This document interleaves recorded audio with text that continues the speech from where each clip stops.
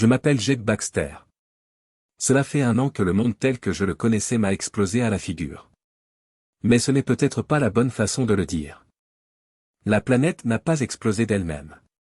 C'est moi qui ai allumé la mèche. J'ai brisé tout ce qui m'entourait et j'ai laissé une traînée de dévastation dans mon sillage. Pour être honnête, j'ai eu de l'aide, au moins 60 escrocs qui ont été entièrement rémunérés pour leur rôle.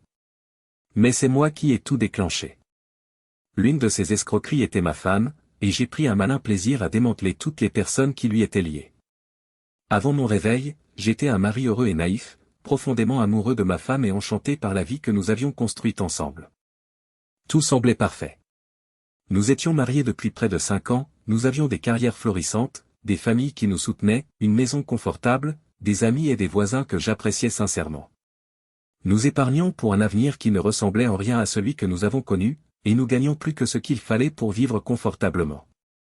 En réalité, je n'arrive toujours pas à trouver un sens à cette histoire, même si j'aimerais pouvoir en dire plus sur nous ou sur notre mariage. Ma femme était mon amie d'université. Elle était drôle, gentille, douce, tendre et affectueuse. Elle n'était pas du genre à flirter avec d'autres hommes et je n'ai jamais douté de sa loyauté. Elle ne s'est jamais habillée de manière provocante et ne m'a jamais donné de raison de la remettre en question. Je travaille dans un centre d'ingénierie et de recherche qui développe des produits électroniques hautement spécialisés pour l'armée et la NASA. Nous l'appelons en plaisantant « Geek Central ».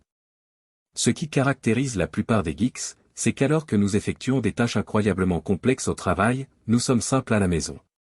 Ce que vous voyez, c'est ce que vous obtenez. Nous ne sommes pas doués pour les jeux, alors il n'y a pas de tromperie ici. On pense souvent à tort que les prodiges sont des adolescents. C'est peut-être vrai pour eux. Nous sommes fascinés par les subtilités de la vie, nous citons des livres et des films obscurs et nous rions aux blagues idiotes. Dans les cercles sociaux, notre niveau de sophistication n'est pas toujours apprécié. Mais nous savons une chose, si nous perdons notre réputation d'honnêteté, nous sommes condamnés. Les geeks sont honnêtes.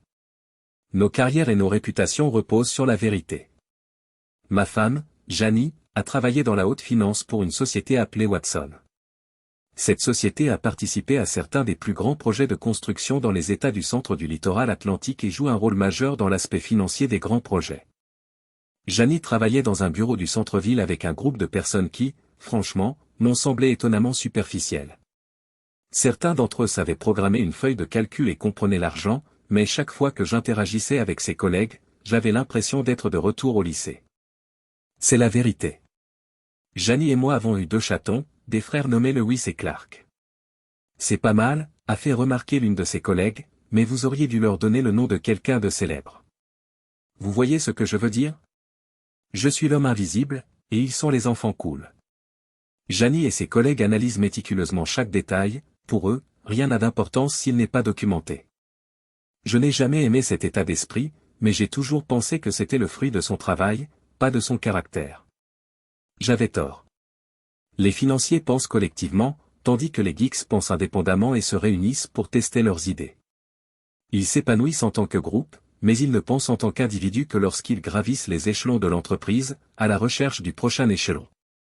Je ne les ai pas vraiment méprisés jusqu'à la fin, même si je n'ai jamais aimé la plupart d'entre eux. Mon premier véritable sentiment de malaise est apparu lors de la fête de Noël de Watson. Elle avait lieu à l'hôtel Marriott, en face du bureau de Janie. Tout le monde se mélangeait librement et je ne pouvais souvent pas dire si je parlais à un collègue ou à son conjoint. Il y avait un open bar et, alors que je me tenais à proximité, j'ai entendu une femme dire à une autre, « Je vais devoir passer devant mon mari au travail avant de pouvoir faire ça. » Cette phrase m'a semblé étrange. Au lieu de me retourner pour voir qui parlait, je me suis figé. Une voix discrète dans ma tête m'a dit de m'arrêter, d'écouter et de me taire. Pendant un moment, j'ai essayé de me rendre invisible. La semaine prochaine, nous partons tous en vacances, mais je doute que cela dure longtemps, a poursuivi l'un d'eux.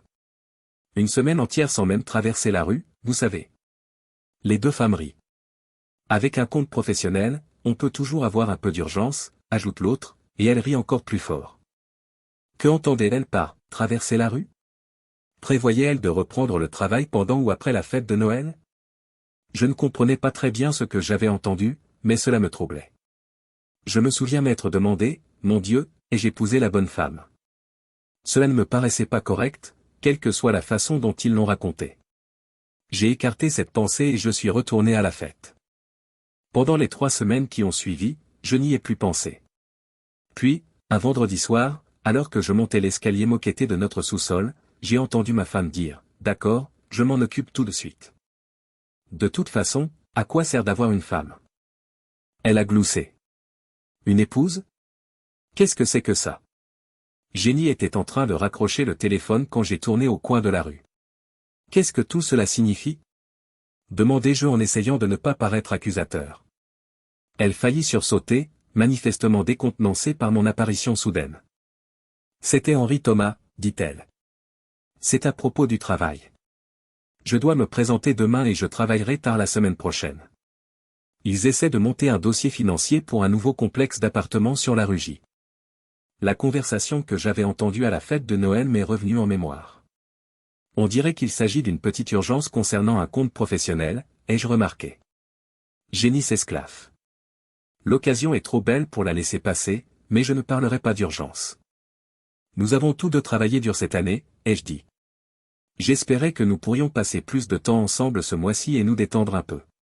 Elle m'a fait signe que non. Arrête de faire la fine bouche, chérie. Si tu ne saisis pas ces occasions quand elles se présentent, elles disparaîtront à jamais. Je me rattraperai, a-t-elle ajouté. Puis, presque après coup, elle demanda, et qu'est-ce que c'est que cette histoire de femme? Je croyais que tu étais ma femme. Combien de maris as-tu? Son expression s'est illuminée d'horreur. Elle n'avait pas réalisé que j'avais entendu son commentaire. Elle a forcé un sourire rapide pour le dissimuler. Vous êtes stupide, dit-elle.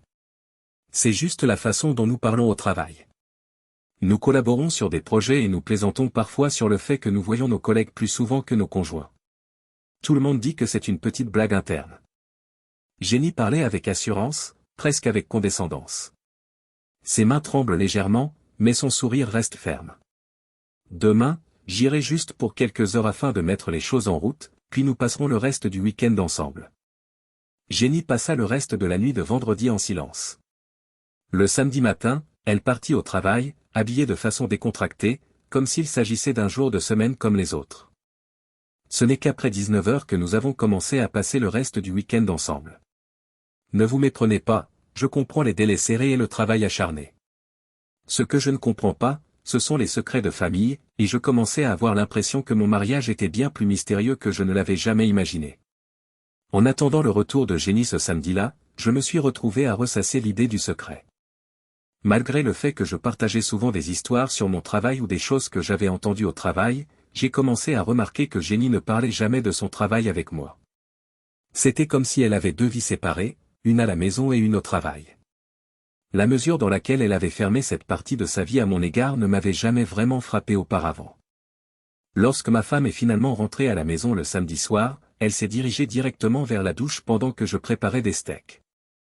Le commentaire de l'appel téléphonique, femme, n'a cessé de me revenir à l'esprit. Il m'a irrité, même s'il était censé être inoffensif. Il ne me convenait pas du tout. Je n'arrivais pas à me débarrasser de 2 répliques de cette fête de Noël, l'une sur le fait de traverser la rue et l'autre sur un « mari au travail ».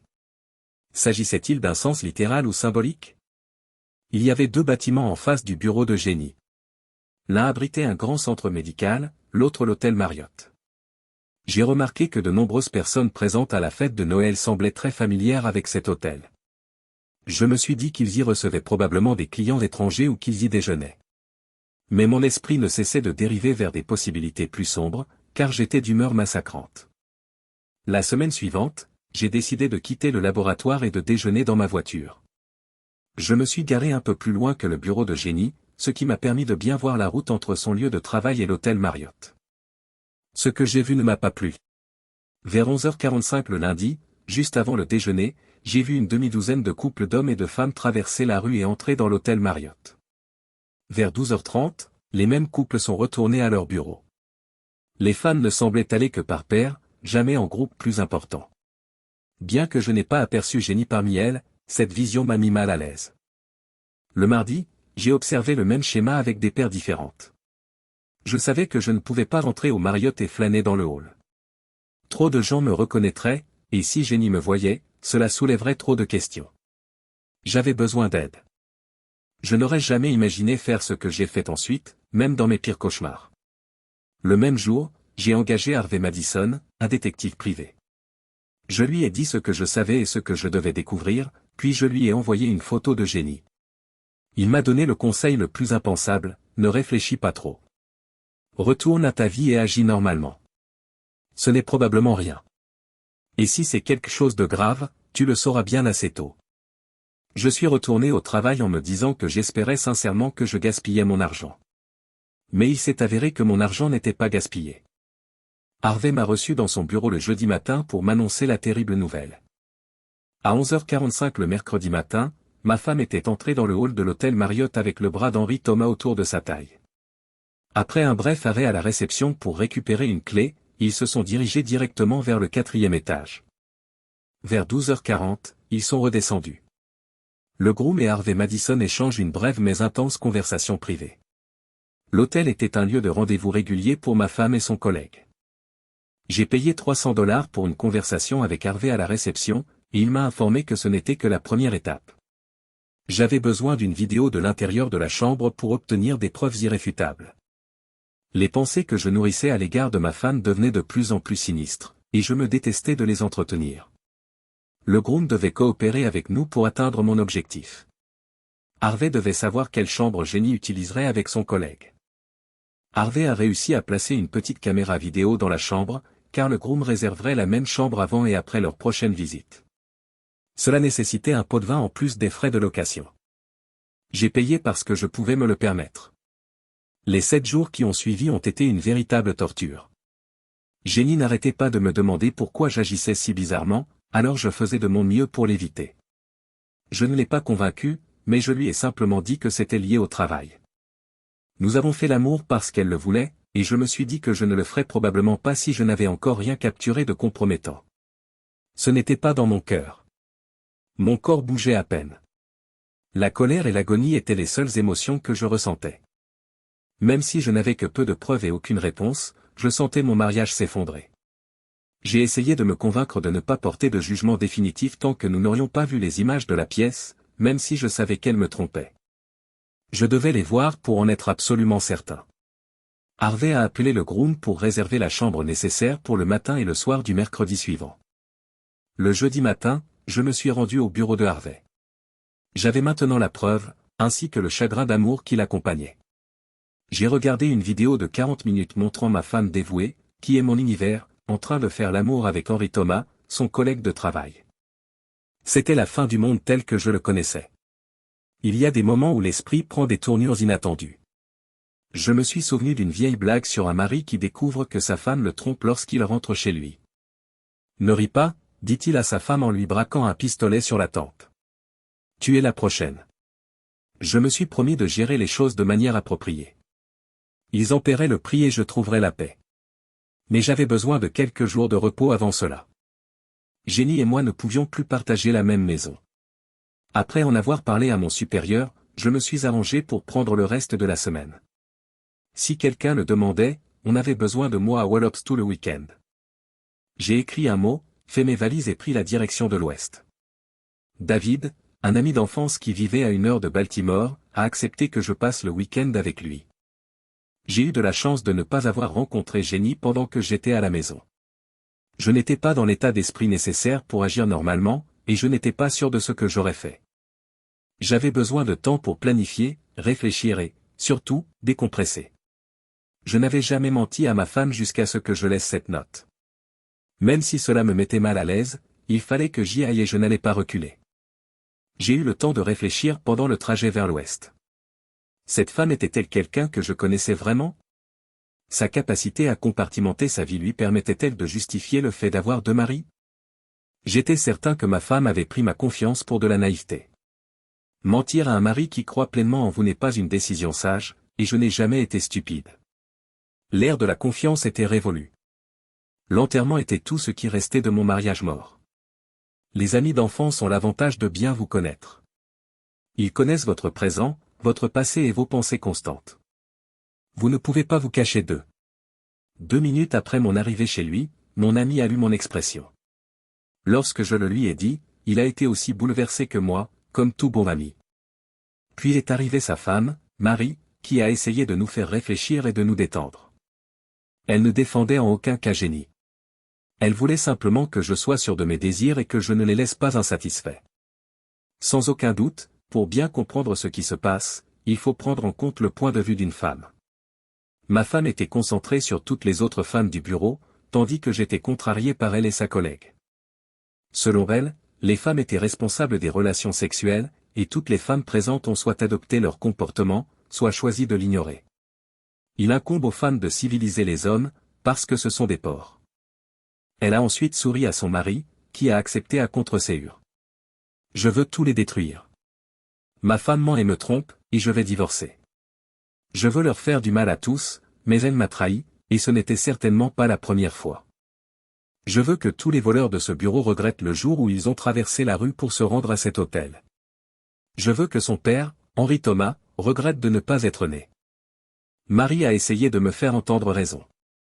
Assurez-vous d'être prêt à faire face aux répercussions, dit-elle. Il se peut que tu ne comprennes pas tout à fait les raisons de ce qui s'est passé. Peut-être se sentira-t-elle tellement coupable de ce qu'elle a fait qu'elle ne le refera plus jamais. Vous êtes tellement amoureux d'elle que vous avez décidé de l'épouser. Veux-tu vraiment tout gâcher maintenant? Réfléchis Y. Ils se sont joints à moi pour regarder le film après que j'ai inséré la clé USB qui le contenait. Henri Thomas était vendeur de papier. Il manipulait de l'argent. Pendant que je courais après le travail, il dînait dans des restaurants haut de gamme. Henri Thomas avait un comportement doux. Pendant 40 minutes, nous avons vu ma femme se consacrer à son mari de travail. Je mourais d'envie de la voir sourire et même rire. Henri Thomas n'avait rien d'extraordinaire. Il n'était pas remarquable, il vivait peu et manquait d'énergie. Elle faisait semblant de jouer dans un film pour adultes, et tout ce qu'il faisait, c'était de tressaillir. Le plus étrange, c'est que la plupart de leurs conversations tournent autour du travail. Ils discutaient du projet en cours pendant qu'ils se déshabillaient, puis du programme de l'après-midi pendant qu'ils s'habillaient. Elle le montait à nouveau et le chevauchait une deuxième fois dès qu'ils se remettaient de la brève première séance. Ils n'ont jamais utilisé de préservatif. La salle est devenue silencieuse lorsque la vidéo s'est terminée. Combien de temps dois-je y réfléchir? Ai-je demandé à Marie. Elle m'a simplement serré dans ses bras, a secoué la tête et est partie préparer le dîner. David, l'un de mes amis, est devenu avocat. Son épouse était professeure de sciences dans un collège. Leur esprit était exceptionnellement analytique. Ce week-end-là, nous avons eu de nombreuses conversations et, avec leur aide, j'ai élaboré un plan. J'ai appelé Harvey pour m'assurer qu'il comprenait bien mes exigences. Cela coûterait cher, mais c'était possible avec de la patience. Nous avons décidé de créer 2 groupes au bureau de ma femme. Le premier comprenait les cadres et ceux qui travaillaient en étroite collaboration avec Jenny. Ce cercle comptait une dizaine de personnes, y compris leurs conjoints de travail. Je ne voulais pas seulement les brûler, je voulais les réduire en cendres. Je ne dépenserais pas mon propre argent pour les détruire, mais les autres ressentiraient la chaleur. Harvey a installé des caméras dans les zones ciblées de la direction et du personnel. Les autres seraient filmés en train d'entrer et de sortir du hall de l'hôtel. Lorsque j'ai été prête à demander le divorce, j'ai partagé ce que j'avais avec les conjoints de chacun de ses collègues et j'ai poursuivi la société simultanément.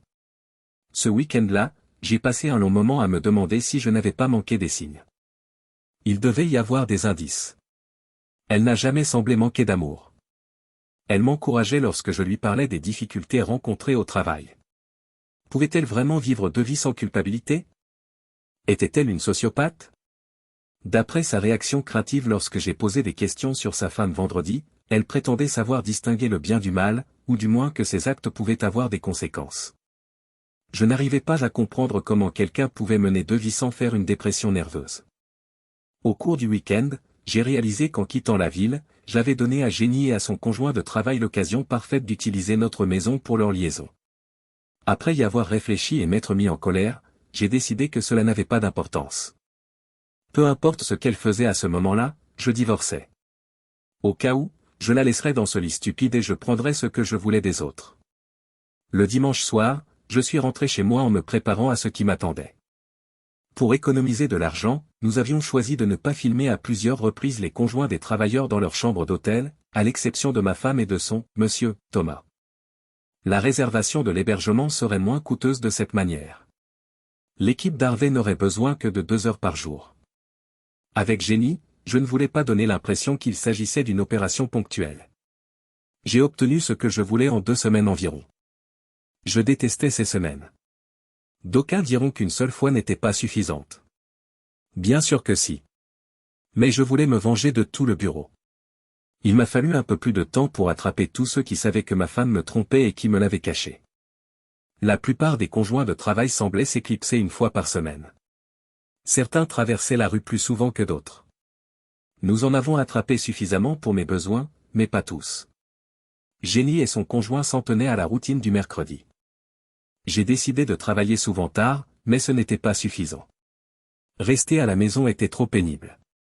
Le jeudi, j'ai planifié un autre voyage de dernière minute à Wallops, mais en réalité, j'ai passé la nuit dans un motel près de mon lieu de travail. Je suis retourné dans l'Ouest le vendredi soir pour voir David et Marie, et je suis resté à l'hôtel à nouveau le lundi soir.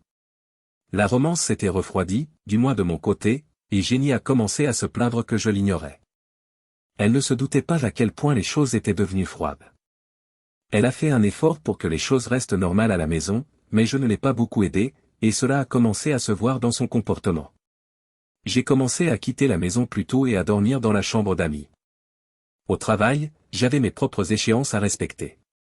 Elle a peut-être accepté mes excuses, cru que notre mariage était en danger ou s'en est tout simplement désintéressée. Quoi qu'il en soit, cela ne l'a pas empêché d'aller déjeuner avec son mari le mercredi. Au contraire, leurs pauses déjeuner se sont allongées. De plus, j'ai découvert que la plupart des cadres supérieurs, et au moins 2/3 des employés de son entreprise, trompaient leurs conjoints. Je suppose que le dicton « un poisson pourri de la tête aux pieds » est vrai. Des mois plus tard, je me suis rendu compte que je n'étais mentionné dans aucune des 3 vidéos que j'avais regardées. Elle n'a pas dit du mal de moi. Elle ne s'est pas plainte de moi, n'a pas cherché à me protéger et n'a même pas parlé de moi. J'ai été encore plus exaspéré lorsqu'elle a mis ses alliances. Pourtant, c'était comme si je n'existais pas. Je ne faisais tout simplement pas partie de cette partie de sa vie. D'une manière étrange, il n'y avait pas de réelle intimité entre eux, malgré leur tendresse physique. Ils n'étaient pas amants, mais ils étaient plus que de simples partenaires sexuels. Ce premier mercredi, j'ai su que mon mariage était terminé lorsque j'ai vu ma femme entrer dans le hall, passer ses bras autour de la taille de son mari et se diriger vers leur chambre. En les regardant ensemble, j'ai compris qu'il n'y aurait pas de conversation, pas d'explication, pas d'excuses clichés. J'étais prêt à détruire tout son bureau, et mon mariage par la même occasion. Je ne voulais pas la voir pleurer ou l'entendre s'excuser. Je ne voulais surtout pas l'entendre dire que c'était « juste du sexe ». Toute affirmation selon laquelle elle n'aimait que moi serait réduite au silence par les preuves, des preuves indéniables. Harvey s'est occupé du reste, et mon avocat a préparé les documents juridiques. Un huissier spécial est arrivé au bureau de Watson à 10 heures le lundi matin pour signifier Henry Thomas et Janie à leur bureau. Ensuite, il a signifié la société dans le bureau du PDG. George Walker, le PDG de Watson, était l'un des tricheurs, un fait qui semble presque risible aujourd'hui. À 67 ans, George Walker avait une femme trophée qui n'en avait que 29. Je ne comprendrai jamais pourquoi il a ressenti le besoin de s'amuser avec une secrétaire de 45 ans. À 10h20, mon téléphone portable a sonné, je l'ai éteint. Dès que les choses ont commencé, les 5 agents de Harvey ont commencé à envoyer des enveloppes épaisses à la véritable épouse de chaque employé.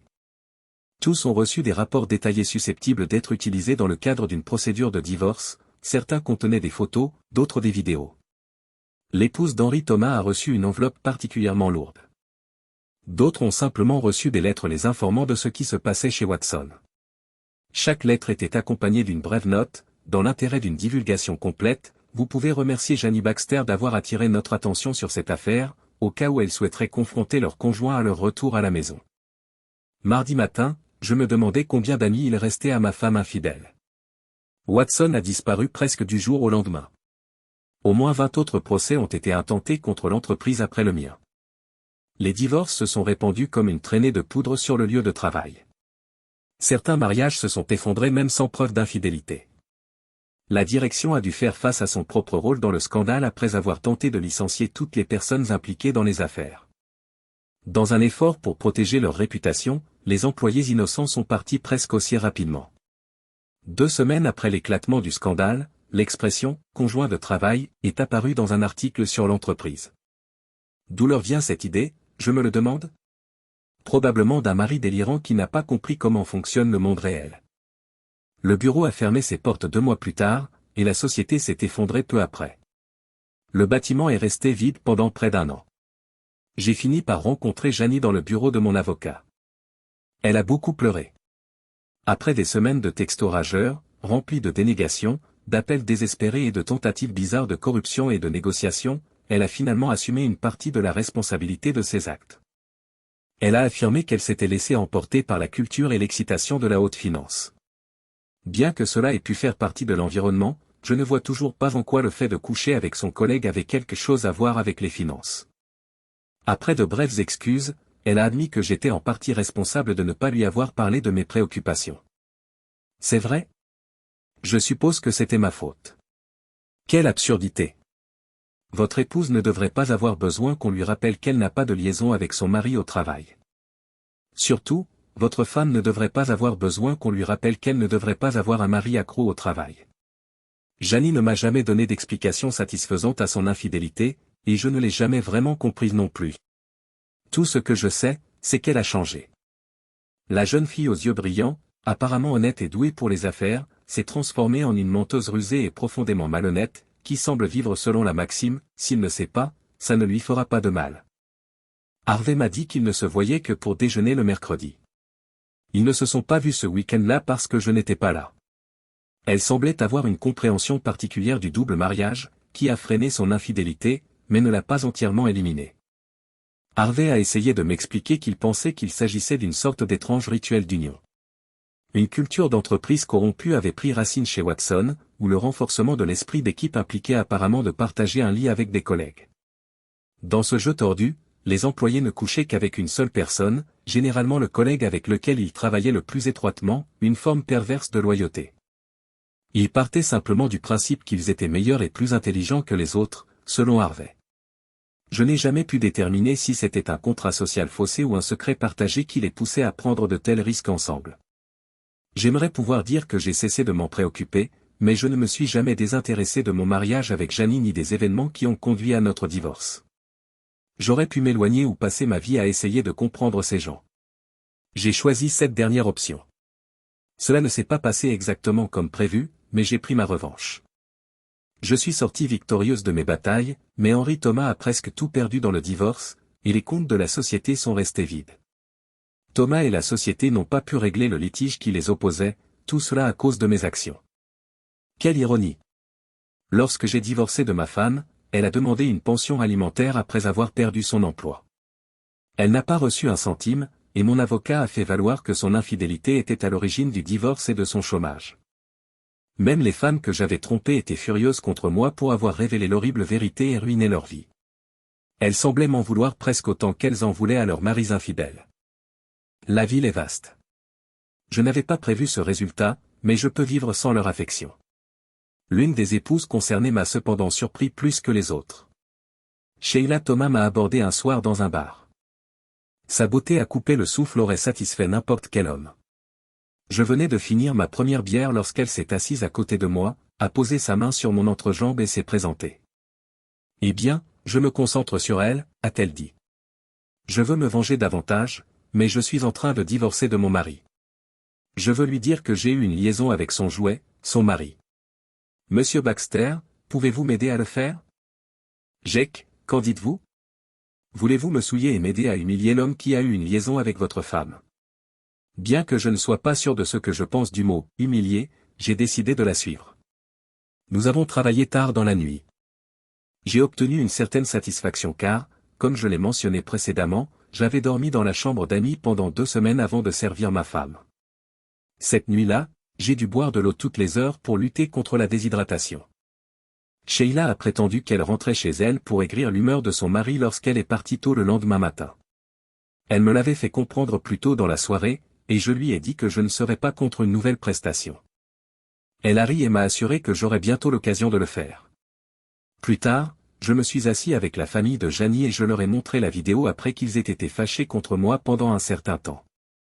Ils ont pleuré, se sont excusés, puis ont encore pleuré, mais pas autant qu'avant. Malgré leur tentative pour me convaincre de lui donner une autre chance, ils ne m'ont finalement pas tenu pour responsable du divorce. Je ne pouvais pas le faire. Je ne me souvenais pas qu'elle m'ait jamais demandé pardon, et je n'avais pas la capacité de pardonner. Pendant plus d'1 an, mon cœur est resté endurci à cause d'elle.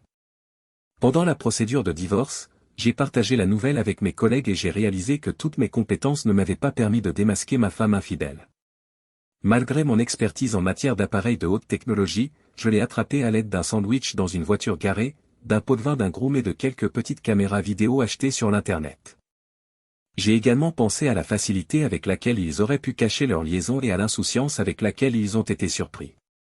Il a suffi que j'entende 2 conversations. Tout était là. Les couples qui traversaient la rue ne faisaient aucun effort pour dissimuler leur implication dans des romances extra-conjugales. Quelle arrogance! Que penseraient les voisins, comme on dit dans les banlieues? Les gens devaient savoir. Le fait qu'ils s'en soient tirés pendant si longtemps relève presque du miracle.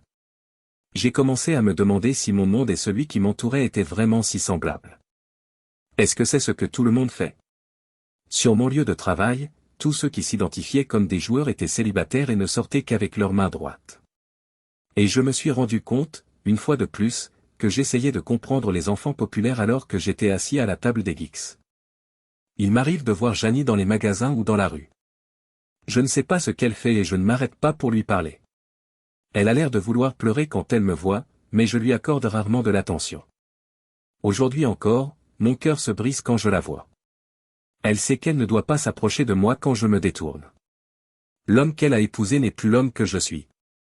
Je repars à zéro, je reconstruis à partir de rien, parce que la vie que j'ai connue n'existe plus. J'ai allumé la mèche et je l'ai regardée exploser, comme je l'avais dit. Ce que je n'avais pas réalisé, c'est que mon propre cœur serait déchiré par les éclats d'obus.